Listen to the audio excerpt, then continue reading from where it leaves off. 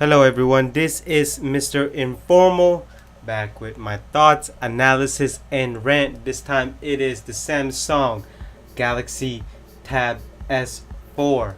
S4.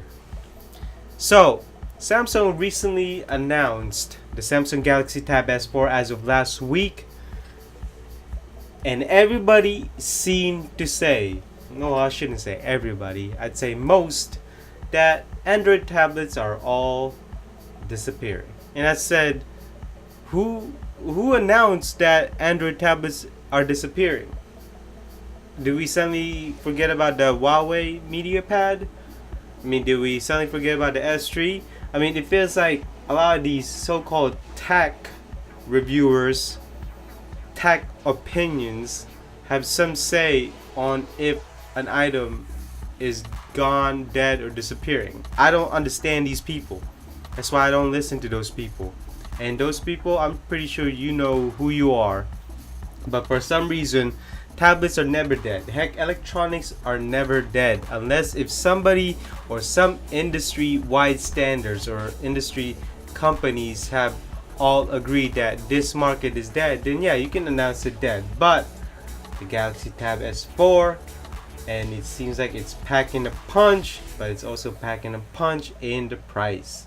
So you know what, let's get on with the usual. Let's check out the specs. So it comes with a gray and black, two colors, 10.5-inch screen, yes, with a bezel-less screen. It comes with an S Pen. Yes, when you buy this Tab S4, it comes with an S Pen.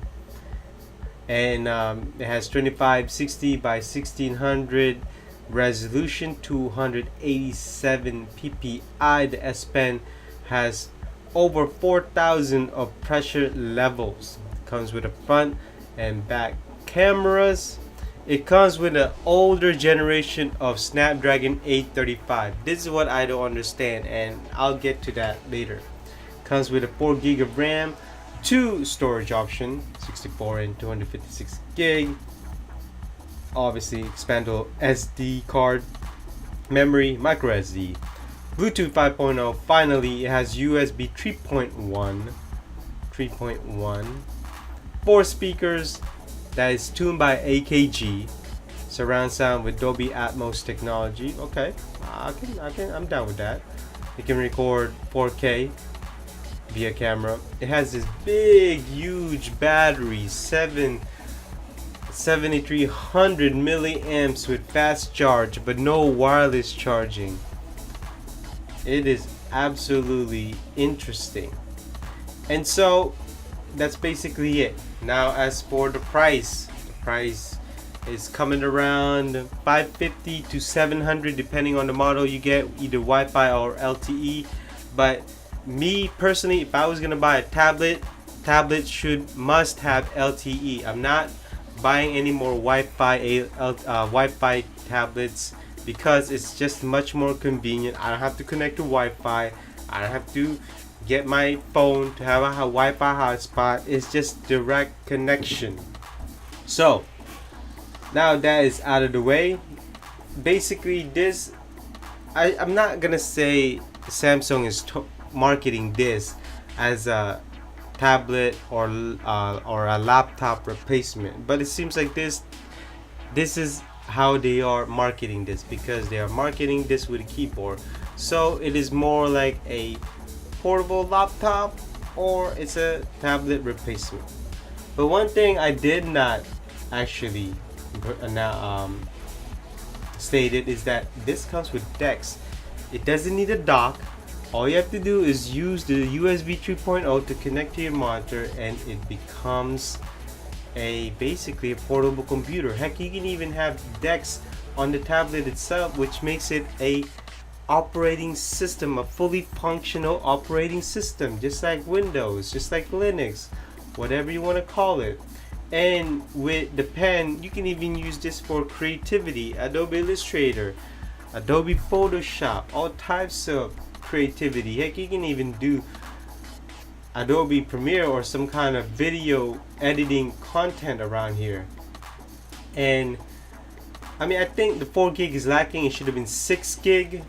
especially for the price. I think for the price you can get a Microsoft Go Surface or even iPad Pro. But then again, iPad Pro doesn't have Dolby Atmos. It doesn't have DeX. So depending on your work or your process, this may not be the tablet for you. But I'm gonna get on my thoughts on this, okay? Well, actually, my analysis.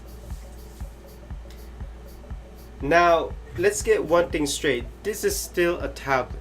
It is not a laptop replacement.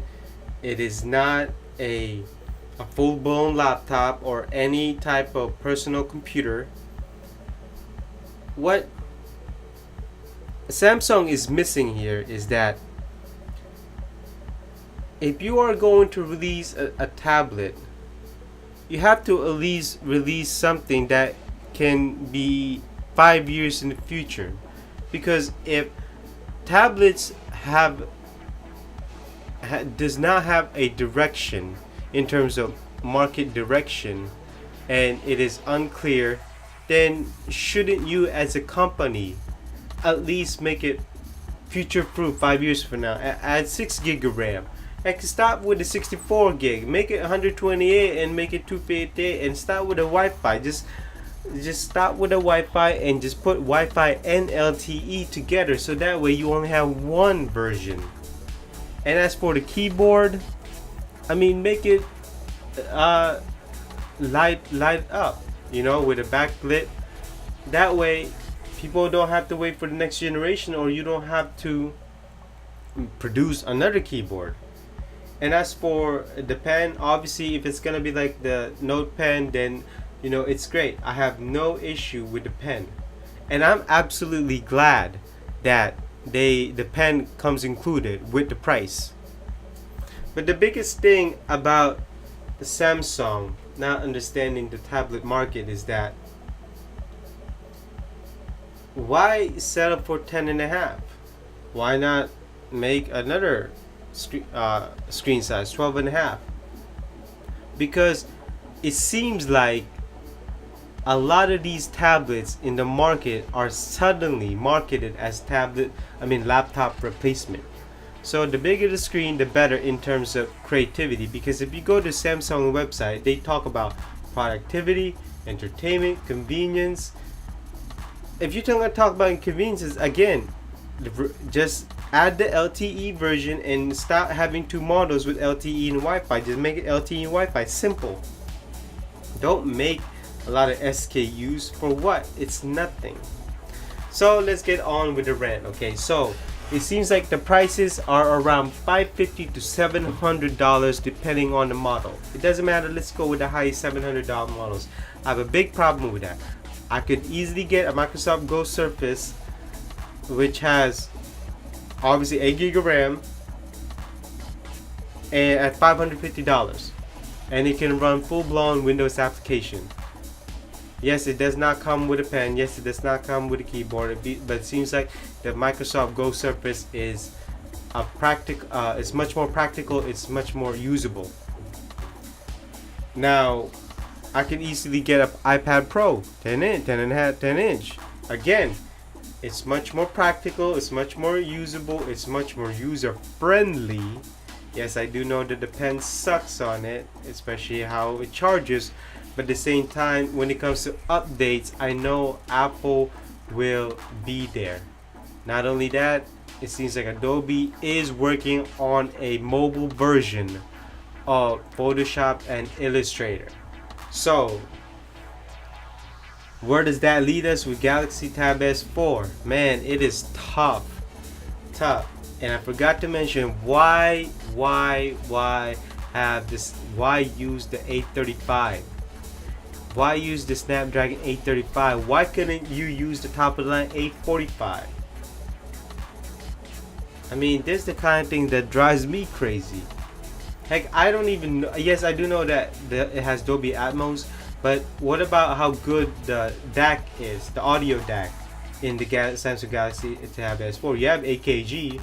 I wonder if AKG also upgraded the audio. It's still unknown as of right now, but I would love to see if this tablet has great audio DAC. So yeah, I've seen a lot of people compare this in the iPad Pro, Go Surface, Microsoft Go Surface, and this. And it seems like this is in the middle of the pack. But the problem with that is it's not good in one thing. It's not good in the other thing. Don't get me wrong, it's good when it comes to DeX, but then again, the Go Surface can do that because it's a full-blown PC. When it comes to practicality, again, the iPad beats it. Heck, even in user-friendly. I guess the only good feature about this, it comes with a pen. But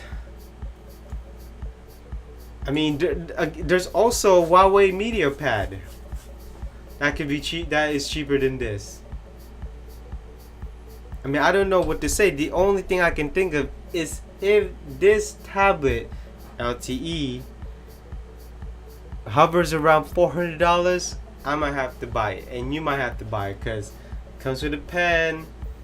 I mean, it has Samsung DeX, and at $400 LTE version, it's looking good. So Samsung, it seems like they're playing catch up here, and that reason alone may not make this tablet a seller.